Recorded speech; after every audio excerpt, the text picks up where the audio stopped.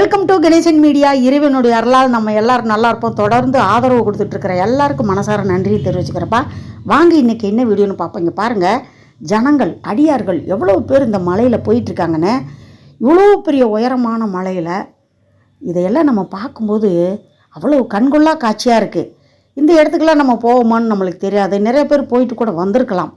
இவ்வளோ பெரிய உயரமான இடத்துல அவ்வளோ பெரிய அழகான கோயில் இருக்குது.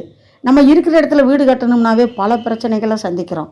ஆனால் இவ்வளோ பெரிய உயரத்தில் இப்படி ஒரு கோயிலை அந்த காலத்தில் கட்டியிருக்காங்கன்னா இந்த அற்புதம் எப்படி நடந்திருக்கும் பாருங்கள். இறைவனுடைய அருள் தாப்பா.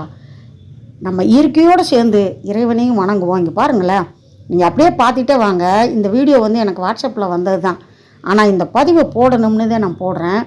உண்மையிலே சொல்கிறப்பா, இந்த மாதிரி இடத்துக்கெல்லாம் நம்ம போவோமான்னு தெரியாது.